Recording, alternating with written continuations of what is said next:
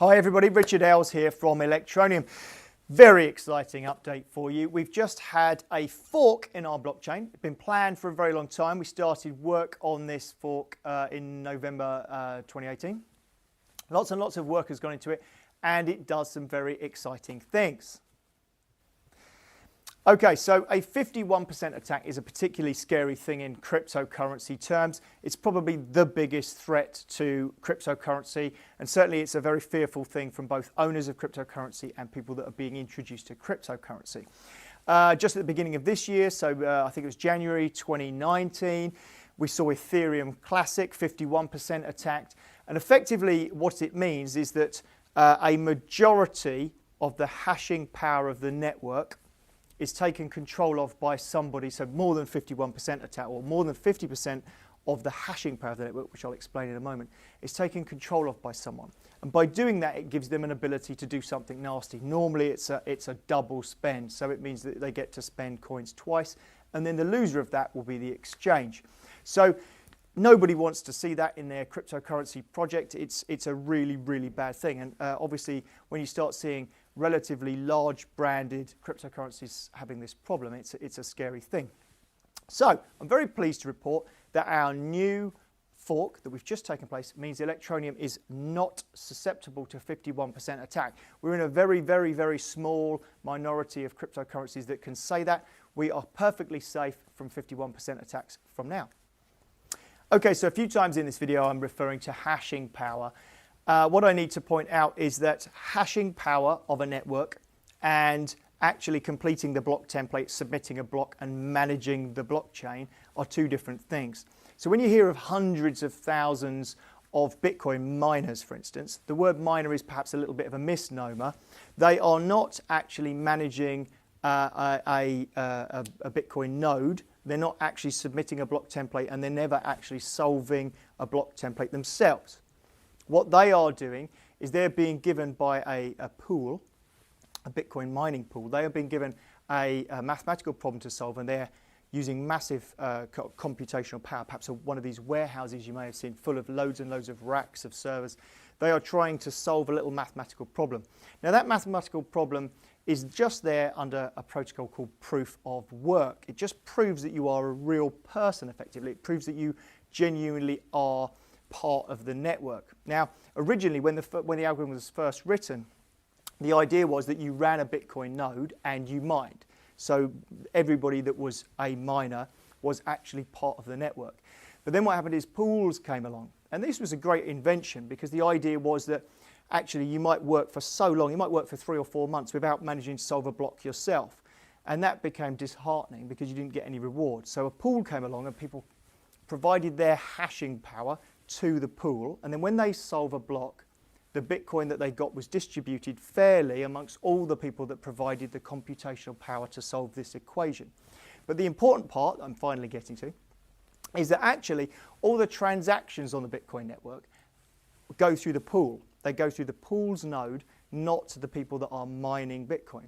So because the pool is getting them, and there are only about 20 of these pools on the Bitcoin network that are responsible for maybe 99% of all mined Bitcoin, what it means is that 20 odd organizations are handling all of Bitcoin's transactions.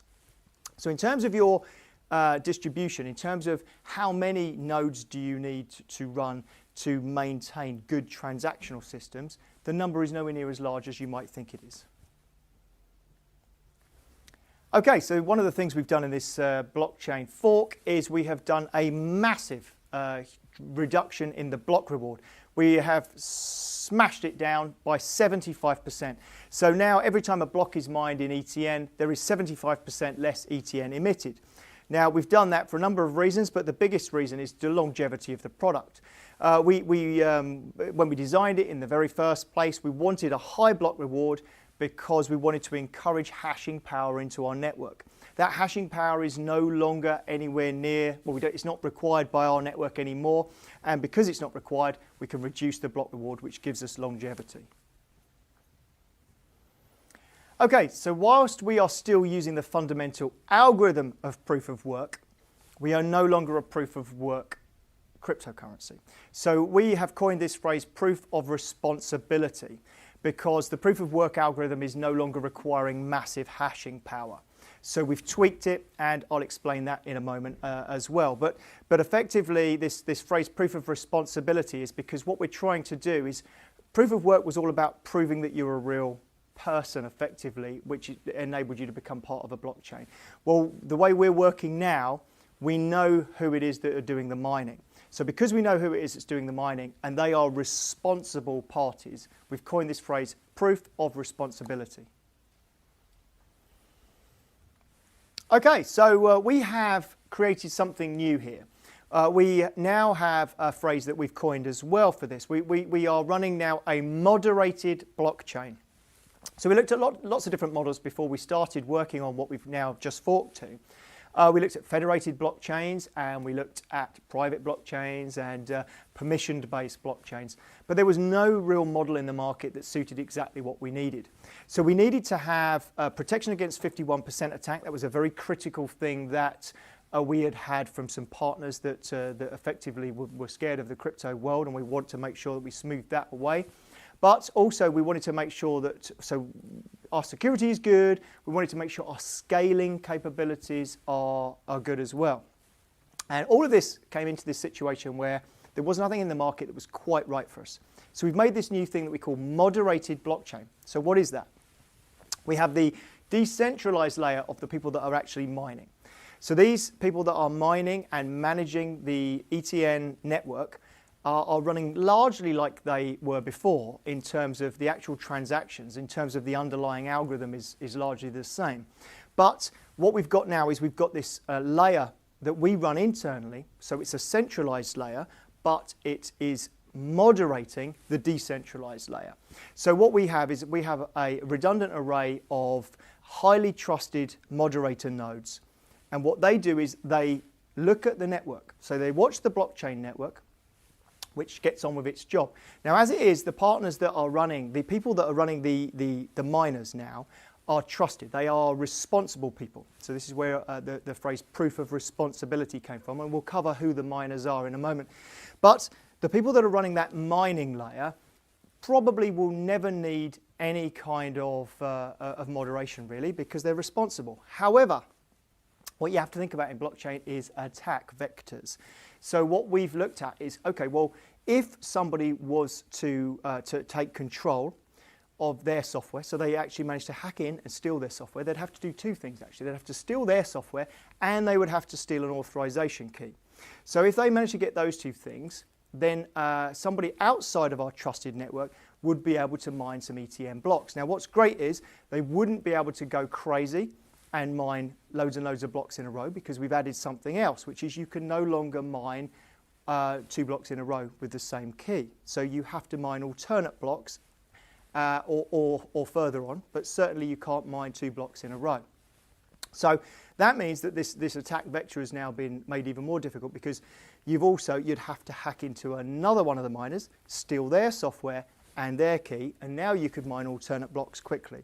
At which point, moderator nodes now come into their own. So at that point, they'd say there is unusual activity on our blockchain, and within seconds we can shut those off. So the rest of the network would still carry on, but those 2 particular nodes would be shut down. So our moderator nodes, the highly trusted moderator nodes, are there to just police the network. And we've tested this a great deal internally. It's working extremely well. It basically, from a public perspective, it's identical. Nobody takes any notice. It's completely transparent to the end user. But from a security point of view, it's massively enhanced the security of Electroneum, which is a fantastic thing. Okay, so who is now mining Electroneum? Who is now responsible for that layer of the decentralized part of the Electroneum blockchain? Well, the answer is NGOs and charities. So when I spoke earlier about proof of work going into proof of responsibility, what we've done is we've targeted responsible organisations, and we have reached out to them, and we've explained what we're doing and how they can become involved in this project. So we've got 25 of these people that are either over the line already or in negotiation. We'll have plenty of network redundancy in terms of how many of these people there are, and we will be growing it over time. Now, we've deliberately targeted them to be in the same regions that we are growing ourselves. So everywhere that we're targeting, we've looked for NGO or charity partnerships. And what that means is that these guys get the direct benefit of the block reward. Now, initially, I'm sure that they will be just taking that block reward and thinking, well, what do I do with ETN? Well, their first option, and certainly the option that we've said to them is relatively easy to achieve, is cash some of that ETN and turn it into US dollars for your project. Now, as they do this month in, month out, they will start to realize something. They'll start to realize that cryptocurrency is real. Cryptocurrency is something that can actually benefit their users on the ground. Not too sure the NGOs call them users, but the people that they're trying to help are directly benefiting from ETN. So if we're approaching the people on the ground from one side, and the NGOs that are supporting the same people are using ETN, even if they're just cashing it for US dollars to start with, then suddenly the synergy becomes really, really important. And when they realize that actually they can spend some of that ETN themselves, they could buy gigs on the gig economy themselves, for instance. They could reward people on the ground themselves. They could enable someone to for instance, they could pay the guy who is doing some work for them in ETN, knowing that he could top up his phone and get his family's phone topped up, and often knowing that the underlying airtime and data has a value in those regions as well. So by synergistically partnering with NGOs and charities, we have enabled the block reward to be used within the Electroneum project. Not by us, but by people that have synergy with us. And it's a really important step. So I think that this is going to be something I'll talk about more, and I'm sure more will come out on our social. But this is a really exciting step for us to be partnered with responsible agents who are going to be maintaining our blockchain for us. Okay, so we're going to be going live with 15, 20, 25 NGOs, and one of the things I think people might be thinking about is, ooh, that doesn't sound like many people mining the network and maintaining the transactional system of ETN. But I just wanted to point out, because I think there's a misconception in the market that there are hundreds of thousands of Bitcoin miners. Well, there are hundreds of thousands of people producing proof of work mathematical calculations for the Bitcoin network, but that has literally nothing to do with the blockchain transactions. The blockchain transactions are put together by the pools, Bitcoin pools, and 99% of all transactions on Bitcoin are probably in less than, but certainly no more than 20 pools. So there are actually only 20 nodes running on the Bitcoin network that handle 99% of the transactions. So in terms of transactional numbers, you've got absolutely nothing to worry about by our what's seemingly relatively low numbers. What's more important is that we have absolute trust of the responsibility of the people that are maintaining our decentralized layer. So we're in a very, very good position, and that will grow over time as well as we partner with more people around the world that are responsible parties. Okay, so we're not publishing a list of which NGOs are mining on our decentralized layer. We're allowing them to talk about it when they're ready. So remember that from a whole cryptocurrency sphere perspective, as well as from the Electroneum perspective, we're trying to get NGOs and charities over the line of understanding that cryptocurrencies can be very beneficial to the same people that they are trying to help themselves. So by getting them involved in the cryptocurrency space, it's a massive move forwards, not just for Electroneum, but for cryptocurrency in general. Now, I know a few of them will come forwards very quickly and say, oh yeah, we're mining Electroneum, and we're going to be using the dollars that we raise to aid their projects, and I'm sure at some stage we'll get them using some Electroneum directly as well. But from our perspective, we're not going to publish a list out and out, here's who's doing it. You'll see more and more come forwards over time. Now, from our perspective, we had to say to them, you can keep this as anonymous as you want, because from their perspective, it may take a month. They might get some ETN in the first month and cash it in for dollars and think, hey, that was really easy. Or they may take 6 months before they go, do you know what, this Electroneum is real. Cryptocurrency is real, it's tangible, it's helping people on the ground. At some point, you'll get them over the line for their groupthink to think cryptocurrency is making a difference to the planet. So at that point, you'll see more and more people coming forwards. Now, one thing that we've now got on our blockchain that we didn't have before is every single block that gets added gets signed. So those of you who are more technical, you'll be able to look on the blockchain and see the different signature numbers, and you'll know how many people there are out there mining Electroneum at any one time.